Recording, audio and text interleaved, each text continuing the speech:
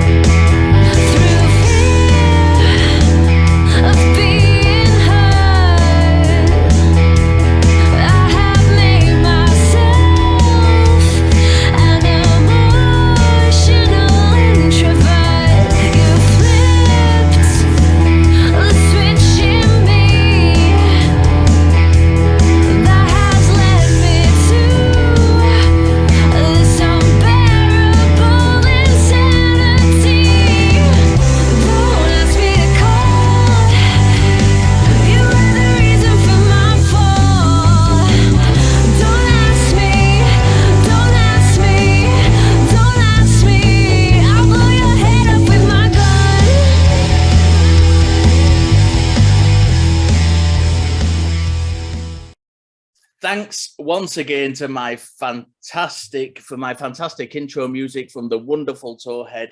You will find all their information in the link tree below in the description. Today I have a very, very special guest. I am joined today by the author of A Human History of Emotion. He's one of the world's leading experts on disgust and emotions. It's a small world, in fact, because I first met you, Richard, close to 20 years ago when I was friends with your now wife. Yes, a long time ago. I met my wife 42 years ago. So, yeah. Oh, my God, how old am I? Age has a habit of creeping up on us, doesn't it? It does. Well, it is a small world because I met you a long, long time ago. And now you've written a book which includes a quote from Matt Dillahunty, who was one of my fellow ACHO hosts. Yes, it does. I actually contacted Matt and said, I'm going to put a quote in my book, and I think it's from you. And he said, that's probably not from me, but hey, whatever. So, that's why he's in there. Yeah, we're a very, very small world. So we're here to talk about your book. And we'll get straight off by saying the blurb for your book describes it as a sweeping exploration of emotions and how they shaped the course of human history. In this book, you go from Plato and Socrates to the Buddha, Ya Asantewa, and that's one of my favorite chapters, to psychology, neurology, politics, and war. How did you go about putting all that together? Because it is vast in its scope. I read too much. I really shouldn't read as much as I do. Basically it was just I wanted to do something it's a very big topic, and there's a lot of academics doing, but everything that's been published so far pretty much has been really academic. I mean, really sort of dense and hard to read kind of stuff. And I wanted to introduce the world to this topic that I study, which I think is fascinating and interesting. And so I thought, well, I need to here's a brief look at everything. I'm going to dip my toe in every little area and show you how widespread and how important this kind of history actually is. And then I read too much. I read a lot. I mean, that must have been some reading, because you literally touch on everything. I mean, I mentioned a good few things that you go into there, but that's probably not even a tenth of the subjects you touch upon. Well, about half of it are sort of core things within my field, things we all have to read to get our history of emotion badges.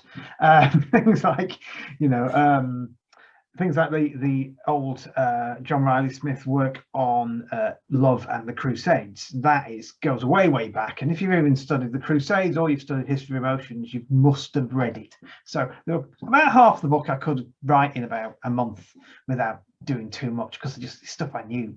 Yeah. The other half, that's where I got down and read and got into stuff like Yara Santewa and some of the old Indian ideas and that kind of thing, which was great. I like to learn. So, it's within my field and I expanded on it. But yeah, about half of it was easy. The other half was not. How did you come up on those things? I mean, we've mentioned Yara Santewa. Was that stuff that you were specifically looking for, or was it just something you kind of chanced upon and thought, that'd be brilliant in my book? I wanted to make it a book that covered the world. There's lots of histories of Europe, lots and lots of them. And there's quite a lot of Europe in this book, probably too much. And so I kind of got a great big chalkboard and wrote, where do I need to go? So one of those places was somewhere in Africa. I need to visit Africa during this book, during these travels, because people don't. And Africa has a fascinating and rich history. And then I started reading about things in Africa, and that one just jumped out as, oh, there's an emotion there, definitely, because the whole thing happened because of a kind of rage, a kind of anger. So yeah, that's the one where you can't avoid the emotions in it, because a lot of historians, particularly of Africa, try very hard to be very, very, very reasoned. And no, there's no emotions. Everything happens in history because people did logic. They drew a logic table before they went to war, and you're like, no, I don't think so. But sometimes they can't help it when it's like, well, this woman literally shot at the men in a tribe because they wouldn't rebel, and said, if you don't do it, we women will, you useless sods. And off she went, So that's how you just spot these things. And also, just she's a badass. So I had to it stood out immediately. I mean, I've got a hard copy of the book. People go and buy it. Oh, I do. But I've been listening to it on the audiobook version of it, and when I've been doing my long drives to work and between work and whatnot, and it's fascinating, and the humor and everything injected into it. It's quite a serious subject when it comes down to it, but there's so much humor injected into the book and the stories, and that one's just one that stands out. The phrasing and everything is so it's brilliant, and it's from a perspective, even from the simple perspective of things that we like look back through history and think it's all very patriarchal, and that shows that that's not always the case. It's not uniform geographically that we came from patriarchal society. No, I mean, it's still kind of a patriarchal society. They just have this strong women who can take over if they have to. It's like someone once, I used to live in Tunisia for a while, and I remember somebody once asking a guy who's in charge. Is it a patriarchal society? And this man thought for a while and went, in Tunisia, men wear the trousers because their wives tell them they must.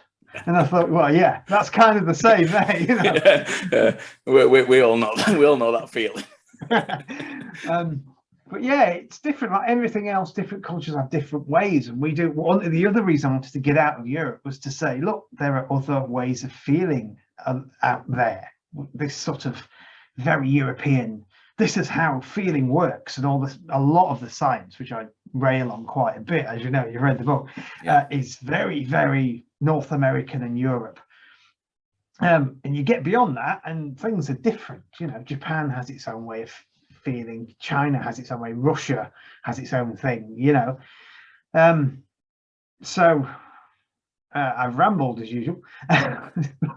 Rambling is very welcome, it's fine. I do this and it ends up being a book. It's weird.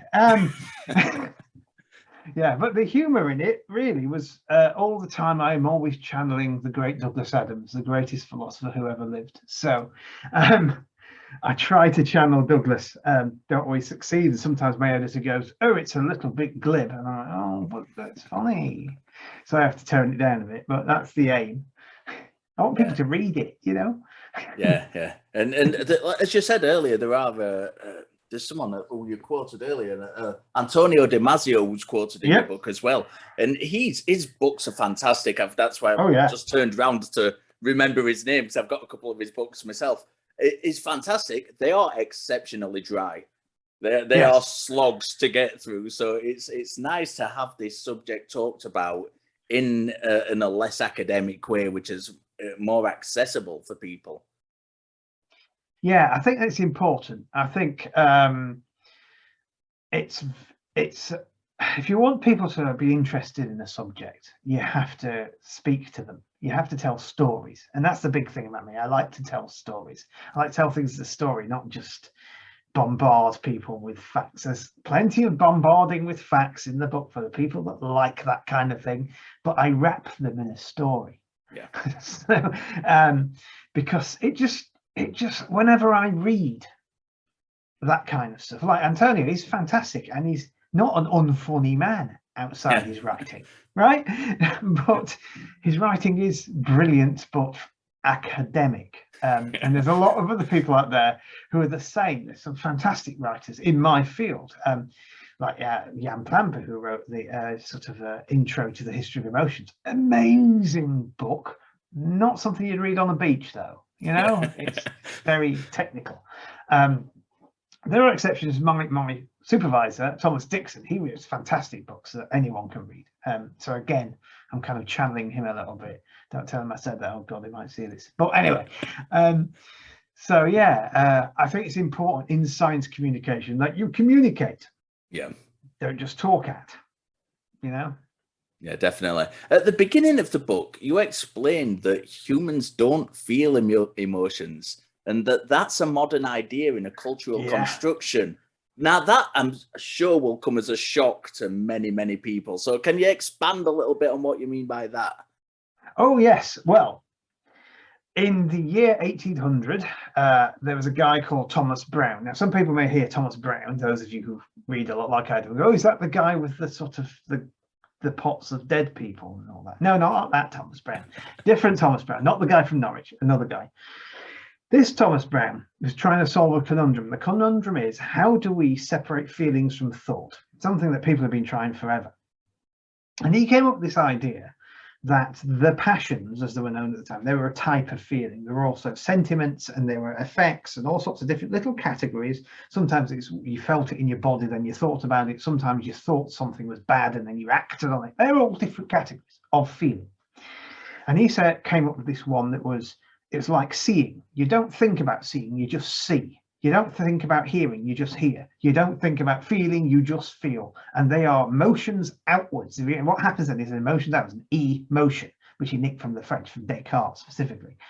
And that became this category into which we put certain feelings, those feelings that take less thinking about. So hunger doesn't count because we think about hunger quite a bit. I do, that's the certain. We think about hunger quite a bit. But disgust, which you would think is the opposite of hunger, that does fit in the box because you just go and don't really think about it. And so that's why it's a category. And it doesn't mean the things in it aren't real. It just means the box we put them in is just a box, like so many things, to help us look at them.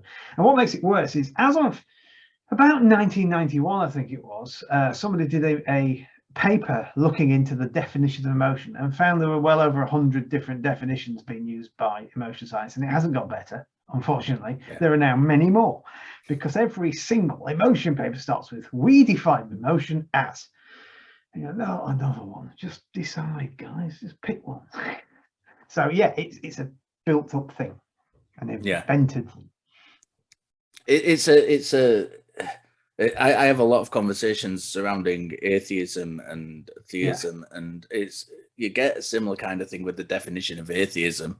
Everybody wants to kind of have their interpretation of what it means, and of course it has many different meanings depending on what context you're using it in. Yeah, and there's lots of people constantly trying to define it. Theists are the best for that. They're constantly defining it for us. So maybe we should just leave them to it. Yeah, you're right. I really do believe in God. I just repress him because I want to sin, which is why I don't sin. That makes a lot of sense. Yeah. But yeah, it is very similar in that atheist is it's kind of a box into which everybody who doesn't believe in a God or gods is put, and we all have our own reasons for not believing, our levels of not believing, our own reasons why we don't believe. Some of us, like me, think that everything but a deist God is definitely not true. You can absolutely demonstrate it, because every single time someone tries to describe a God, it's incoherent. So off with you. Whereas other people say, no, that's going too far. You know, maybe Yahweh does exist. But yeah, it's a similar kind of thing. That other gods are available. Other gods are available. Yeah. Yeah, so you slightly touched upon something when you were answering that question, but you say in the book that your main field of study is disgust. And the blurb describes you as one of the world's leading experts on disgust and emotions. How does somebody become an expert in disgust? And how unpleasant is it doing the research in a field which is quite literally disgusting? Well, the second half first. The thing about disgust is we love it. We love it. Some of our funniest humor, way back to the Rabelais writings, where you've got comedies about giants using swans' necks to wipe their arses. This is from the 14th century. You know, there's actually a wonderful old translation of one of the rare, from their side, books about the Crusade, or documents about the Crusade, and it's this Arab on an island, and this runner comes up to him and says, "The Crusaders are attacking," and then the Sultan just cocks his leg and farts and says, "That's about as useful as what you've just said." And so this kind of, we love it, really. But so that was easy. It's like, oh, that's disgusting. Show me more, kind of thing. How I got into it, good old Dawn, that we both know. For many years, and she doesn't mind me saying, she's had emetophobia, which is a phobia of vomiting, to the point where she was at one point misdiagnosed with OCD because she cleans everything 5, 6, 7, 8 times. She very rarely eats out unless she's eaten there before, which is a complicated thing, but that's what happens. And she's done a lot of treatment for it. She's better now, to the point now where I have to remind her that somebody throwing up is supposed to be a bit yucky. If she starts to enjoy it, then we need another therapy to go on. And that's kind of weird. That's the sort of serial killer territory. So we don't want to go there. But I wanted to understand it. And I was a historian who was fascinated by, who was kind of a linguist and a psychologist as well. So I thought, well, I'll look at disgust. And I started off back in the days of my undergraduate. I did a paper on witches and disgust and got like stupidly high mark, sort of nobody ever gets that higher mark kind of mark for that essay, and thought, hey up, I'm onto something here. So it led from there. I then pursued it right through to the degree, and now I'm the disgust guy, as I always say. Disgust guy. Yeah, as I tend to say in my talks, people in my field, apparently when they think of something disgusting, they think of me. It's whatever that means. Yeah, I think that's a backhanded compliment. So how big is the field of disgust then? Is that something that a lot of people are in, or is it a niche market? Growing. When I started, it was mine. It was kind of mine. There are a few other people who'd written books on the subject, and that was about it. But now there's a few of us out there. Dan Kelly and a few other people that I know them all. That's how small a community are. We discuss guys and gals stick together. We lost one of the greats, Valerie Curtis, just over a year ago to cancer, sadly. But she was a disgustologist, and she was one of those people who had half a dozen master's degrees and a PhD and a half, and she actually used to use it to go out to Africa to create programs to teach tribes about soap and cleanliness to stop the spread of Ebola and diseases and things. Yeah. So she was amazing, and it's one of the things I'd love to get into if we can find a way to find the time and talk to the charity and say, I can do that now. You know, there are others, there are more of us, not just Val anymore. So there is a kind of a growing fascination with it, and more books coming out there about it. I'd love to do a kids book. I've got an idea for a kids book, but I'll keep that secret for now. But I think, yeah, it is a fascinating field, because we're finding new things about it all the time. Just the other week on the very same, was it the ATS experience or was it the Line? I've forgotten his name. The guy who is a high school science educator.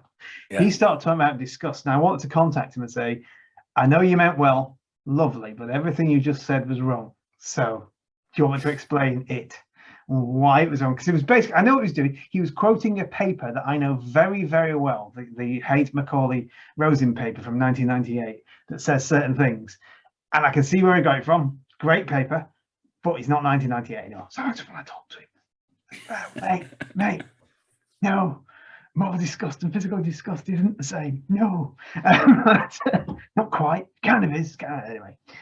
Anyway, but yeah, so it's a subject that matters because it comes up on things like the atheist experience, and it comes up in discussions about morality, and it comes up in discussions about all sorts of other things because it is linked to it. So I just find disgust is so easy to look at. I also like to eat insects in front of people just to see them react. You know, it's kind of...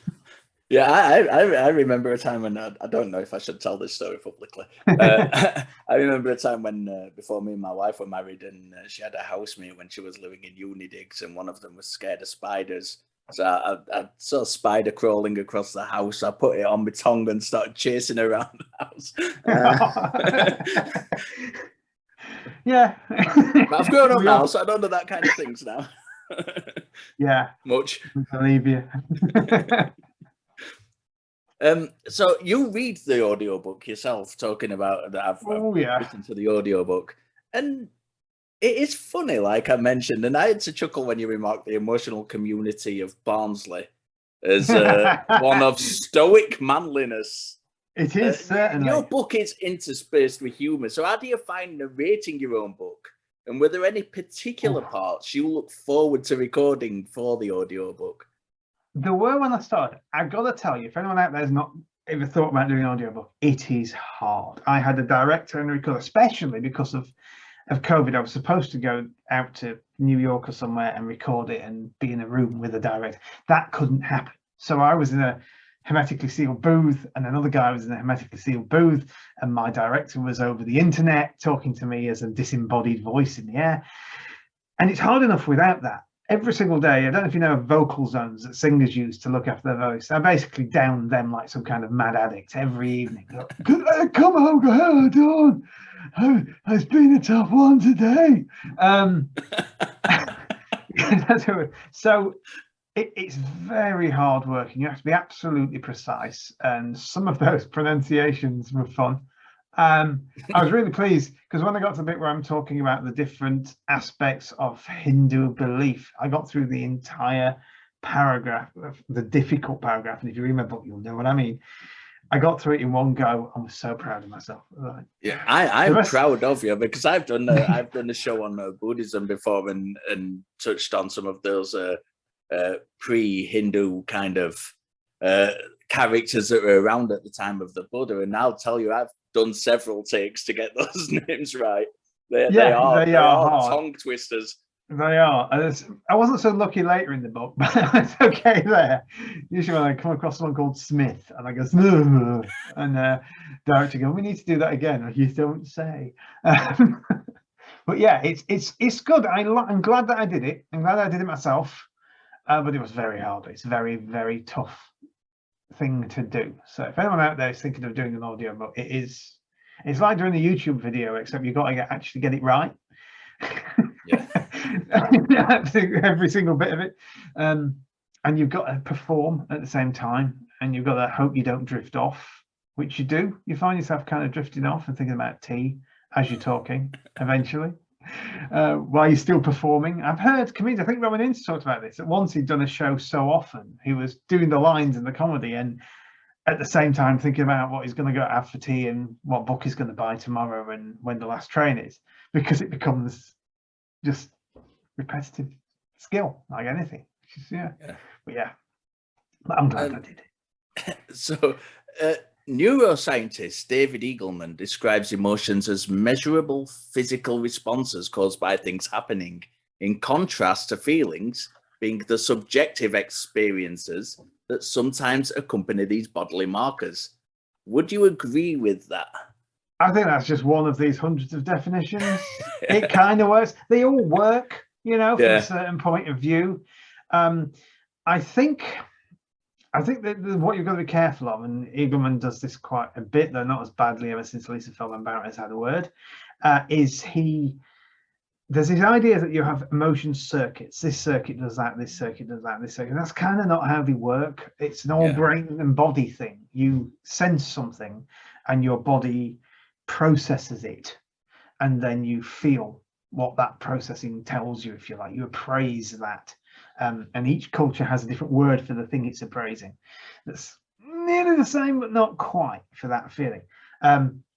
So yes, it's a bodily response to input, but so is, I don't know, belching in a certain of a way. Does that come under his, you've had input, haven't you? And you're having a bodily response to it. So you've got to be careful with these definitions. You can kind of include anything. I think definitions aren't useful. I just go with feelings because that covers everything we feel, and is different to everything we think. Although, as you say, you've read Damasio, so maybe not entirely. But yeah, so you have you don't have to then try and create this emotion thing, which is just a fake box, and try and get your own definition of it. Just feelings. We feel stuff. That's it. What definition of feelings is we feel stuff, and everything gets easier then. Yeah, simplify to communicate is probably yeah, and to study. If you're trying to, get a tight definition to study if you like, but then you have to leave things out. You have to decide what to leave out and why you're leaving it out. Whereas if you just say it's feelings, then you kind of, the shackles are off, and you can go, what about hunger? That's a feeling. Can we study it the same way we do disgust? Well, actually, yes, we can. What about physical pain as opposed to emotional pain? Can we study them next to each other? Well, actually, yes, we can. And everything gets just smooth. Did you find these kind of many hundreds of tight definitions problematic in writing the book? Did you have to negotiate your way through them, or did you have kind of an understanding already of what they meant? I know what they mean. I know they're all getting a similar thing. They're all trying to, basically what they're doing is they're saying, we found this thing out about emotions, and so we need to make you understand that according to us, this is an emotion. So they sort of will retrofit a definition that fits very perfectly with the study they've done, which again, they say if they just say these are feelings, they won't need to do that. That's fine. So I am aware of most definitions of emotion.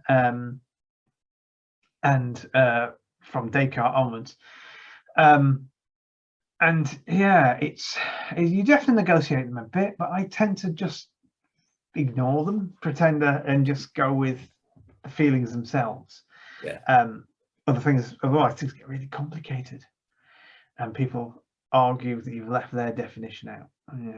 Okay, fine. The one I don't go with is stimulus response. I hear that quite a lot. That emotion is just a stimulus and a response, because that's just a response. And emotion's got more to it than just run away. So yeah. Make sure you're wearing faster shoes, faster running trainers than the man who's next to you who's been chased by the lion with you. Yep. As Billy Connolly would say. Yeah. So neurology and psychology both play a big role in the study of emotion. Yep. They're both fields that you speak about in the book. And they are also fields where we still have a lot of work to do in understanding the mechanisms and makeup of the human self. Yes. So how do you think the study of emotion will be affected by these fields moving forward? And are there any new ideas about emotion that are being discussed in these fields that are exciting you? Not so much the ideas. There's the whole notion of the third way, the idea that emotions are a culturally constructed thing that evolved, rather than having to decide whether it's an evolved thing or a cultural thing. No, the actual cultural construction of emotions is what evolved. That is really interesting me, the whole psychological construction of emotion, where your brain builds it, which is it goes to the 90s, which in science is yesterday. So it's but it's really taken off now. What's really interesting me is new ways of looking at emotions, looking at ways of studying them, not just emotion, other psychological things. Because up until now, the best we've had And I've had this done to me. You go into a room, they put you in a row, take all the metal off you, they lay you down, they strap your head still, they put a microphone and a thing over your face, they put you in a huge, great metal tube that goes, and then they say to you, we'd like you to feel as you normally would. And you're like, yeah, I'll do that. Okay. But now there are things like tricky putting just old EEG kind of stuff on people and putting them in virtual reality and putting them in certain situations and seeing what happens there, and all sorts of miniaturization of things. There's even somebody who's developed a wristband that can change color depending on your heart rate and your voice tone and the sweat you produce, to try and track your feelings as you go. So basically we can track you, start tracking emotions in the real world when you're actually having them, not strapped to a tube, you know. And that I find really exciting, because that's where it is. I forgot who it was, but someone once described the study of emotion as currently being like stood outside a factory looking at the lights in the windows going on and off and trying to work out what their accounts are. It's sort of, you know, but we might be able to start getting into the building, you know, soon, which is great and really exciting.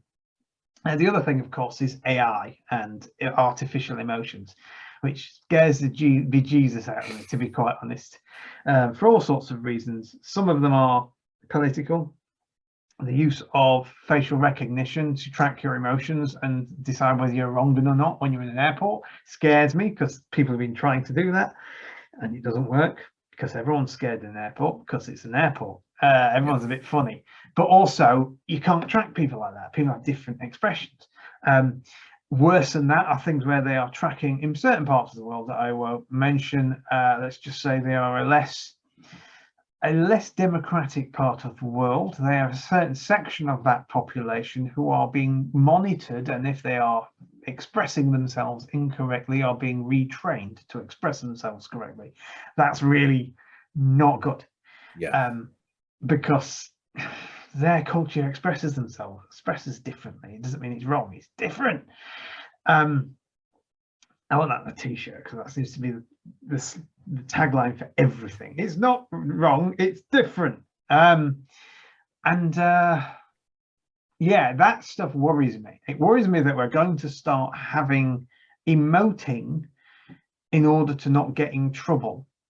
So we're going to all express ourselves in a certain way, and that's not good, because we don't. We're the rich variety of humanity is great. Let's not ruin that.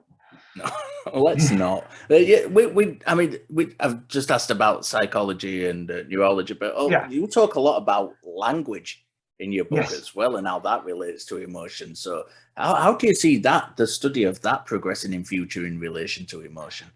Well, that's one of the really interesting areas. Not myself, back in the days when I did a PhD, I recommend it to anybody who can do one. It's a great thing to do. But I used a bit of a Python code to rip instances of certain words and the words around them from a database of about 1.5 million books from the 15th to the 18th century. And it was study of language and use of language using corpus linguistics and modern tech. And that's really interesting that we can do that. That would have taken me a lifetime of study once. Whereas it took me an afternoon of the simplest code you can imagine, pressing go and getting all these tables of that. These were in 5 words of that word. These were in 5 words of that word, you know. And then going to some of the books to see just how they're used in context and stuff like that. That's great. I think the way tech is looking at language is really interesting. But again, it's also got a dark side in that advertising companies are using this tech to find out how you feel and sell to you when you're feeling using certain language.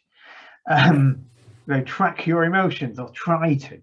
The good news is they're really crap at it, so nothing's happening at the moment.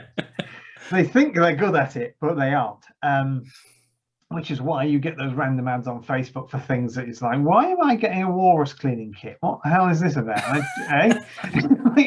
It's just really terrible. But It is, and languages. I mean, one of my supervisors was the head of the linguistics department, so I'm a weird hybrid. Most of us are, and so language is very important to emotions. Language is how we label our feelings, and there's a weird phenomena that you can describe another culture's emotion and give people the word for it, and they will suddenly go, yeah, I felt that, I get that. It happened to us in England in the last couple of decades with Schadenfreude. That was like feeling pleasure at someone's misfortune, where we all went, yeah, get that, I understand that, I know that's right, we all do that.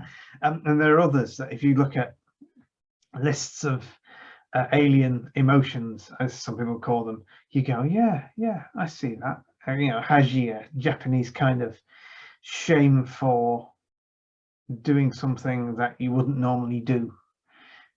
Oh yeah, I felt that. that kind of shame. So language is really important part of the whole emotional process. That construction I talked about. The language is the sort of, it's like the pin that everything feeds into, the memory that creates an emotion, the heuristics that understand what this feeling, how you're supposed to respond to this feeling, the context that you're in. All this stuff comes together, and then we take a word and go, it's that. Right? So words matter in this whole thing. But yeah, there's some great stuff going with the study of language. Some scary stuff too, but that's emotions. Yeah.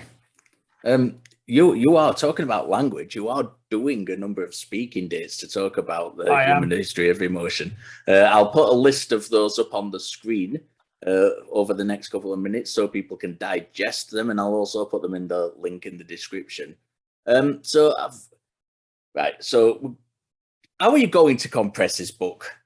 Because this is packed full of information which we talked about, and the audio book clocks in at 11 hours and 36 minutes, and it goes from the dawn of civilization all the way to the modern day. How are you going to compress that into a podium talk, and what areas do you intend to focus on? I focus on basically three things. Firstly, I focus on what people think emotions are. That part of the book, because that's kind of it. That's where you need to start, isn't it? Yeah. What are feelings? What are they?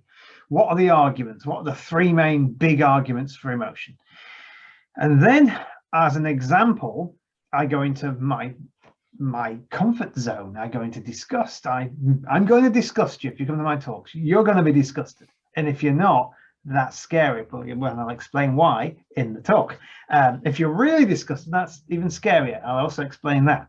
I will use disgust to find out whether you're a good person or not during the talk, and various other things. So there's that bit, and then I go and talk about history and how an emotion like disgust, one called abomination, that goes right back to Hebrew notions of sin and what God's sin is, and what it actually is, as opposed to this nebulous thing that the likes of Ray Comfort talk about. It's actually, there is a thing that it is. It's that which makes God disgusted.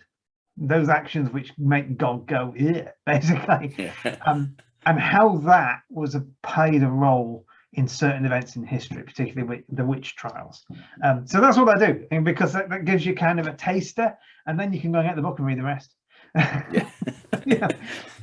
Yeah, I imagine when you're trying to sell a book, giving the whole book during the pre-sale period is probably not the best marketing strategy.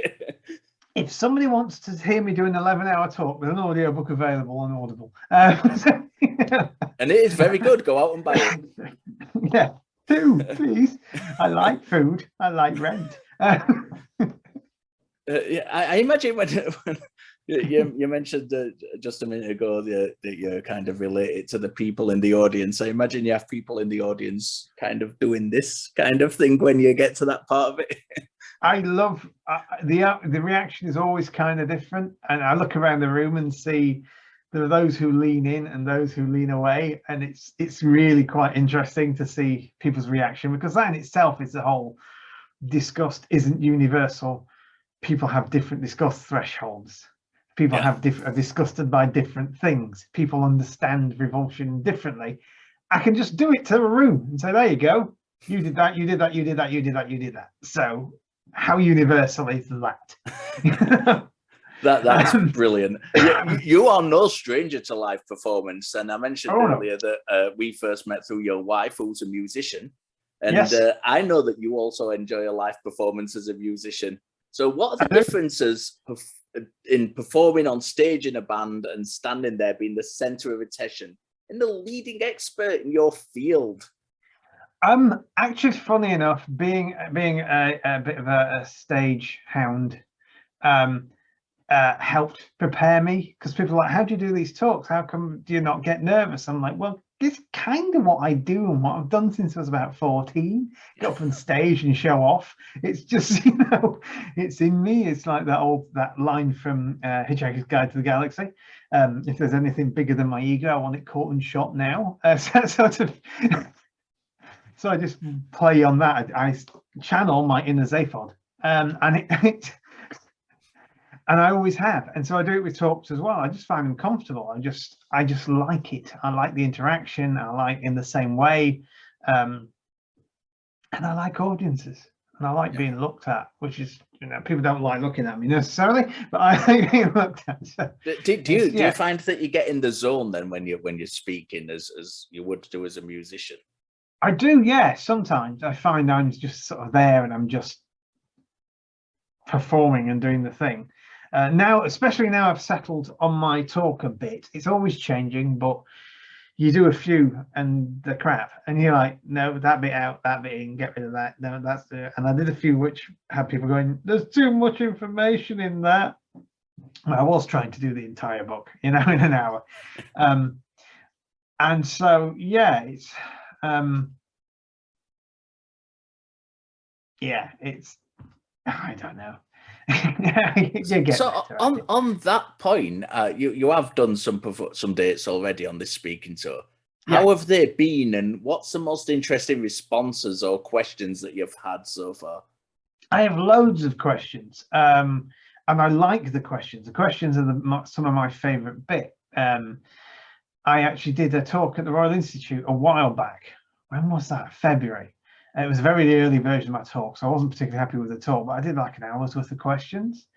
And I had one kid who must have been no older than 8 or 9, and he was a genius. He was fantastic. He was asking all these really fantastic questions. The questions like, you know, can you separate emotions and reason? Is that actually possible? So I'm like, you need to read Antonio Damasio. Normally I wouldn't tell a 9-year-old to read Antonio Damasio, but you, kid, you're ready for it. And things like that, you know.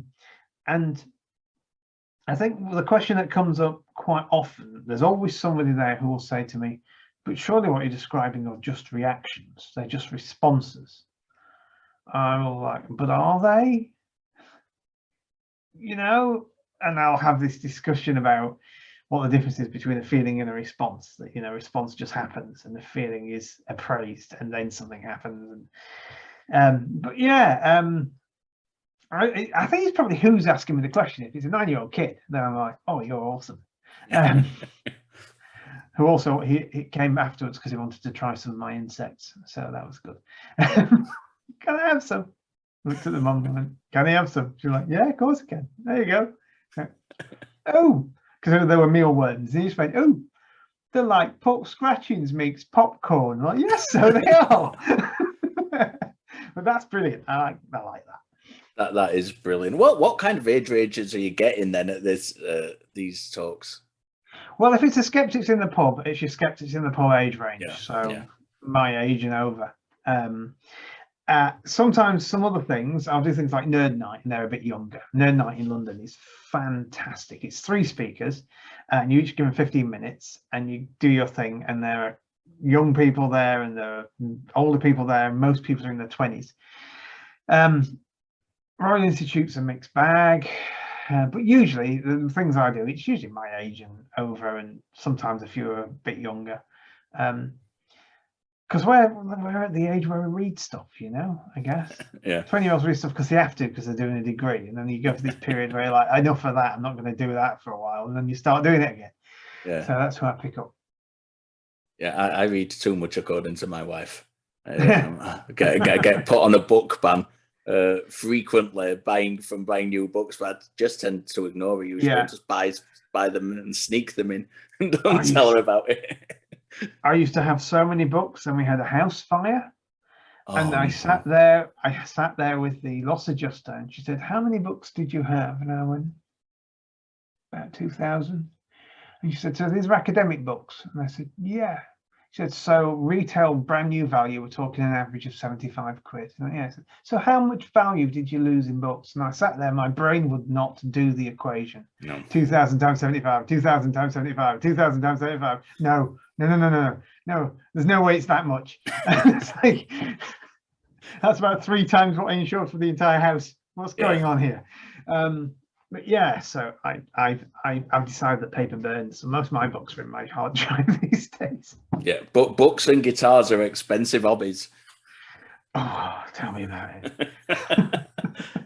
So what's next for you then? So you mentioned earlier about perhaps an idea for a children's book. Have you got any solid plans for a sequel? Or is it time to sit back and enjoy all the work you've done coming to fruition? I have solid plans for a sequel, which I will be talking to the lovely publishing people about as of about September, once this one's had a bit of a time to gestate. And it is a sort of a sequel. It is, that's what I'm talking about, AI, where emotions are going in the future, what emotions might be in 100 years' time. So I've done the history of emotions. I'm now going to do the future of emotions. Yeah, that's interesting. Kind of interesting way. Things like, I mean, I've always really found Blade Runner fascinating, because Blade Runner bizarrely gets emotions right in a way that almost nothing else does, in that it has these things that are created and they don't really have emotions, they just have sort of responses. But after 4 years, they can absorb and understand and develop emotions, which is the same as a kid. It takes between 4 and 8 years for a kid to develop and understand emotions as we understand them within a culture. And at that point, when they can properly do emotions, you can't trace them anymore. They'll just blend into society. So Blade Runner, that kind of idea of future emotions and being able to create something like that is really, really interesting to me. And there are people working on it. So, you know. Yeah. So expect your next book to have a picture of Harrison Ford on the cover then. Yeah, or Rutger, I don't know. Yeah, something like that. Dr. Richard Firth-Godbehere here. Yeah. Thank you for joining me. It has been an absolute pleasure reading your book, which I'm going to show to everyone again. Wow, I have an English version somewhere over there. Let me see if I can get there without pulling my headphones out. Oh, no, you're still there. So the English version looks like that. You've got the American one. Ah, I've got the American one. That's the British one. There are also lots of other languages, so if you don't speak English, I don't know why you're watching this, but anyway, you can get it in Dutch and all sorts of other anything. I think 22 languages so far. That is brilliant. Yeah, including I think it was your Twitter page where I saw you holding one of your was it the Italian one? The Italian one had come through, and you were showing us all that, and that was brilliant. Yeah. I've got a Dutch one. The Dutch has the best title. The Dutch one is called Homo Emoticus, which I think is, I wish I thought of that back in the day, because that's what it would have been called. Although it does sound like something else. But yeah, yeah, that is brilliant. Spanish version is going to be called that as well when that comes out in September. So yeah, I'm going to be putting all your information down there in the usual places, and anybody wants to know any more about you, just follow the links that I put down in the description. Yes, really worth reading the book or listening to the book, or if you're like me, doing both. But yeah, go out and watch it. Meanwhile, keep an eye on this channel for upcoming movie reviews with Josh Entner of the Bloody Good Film Podcast. And next in our long-form Skeptics series, which will be all about cryptozoology. You can also catch me on the weekly Skeptic Hangout podcast and the ACA's non-profit show. And I will see you next time.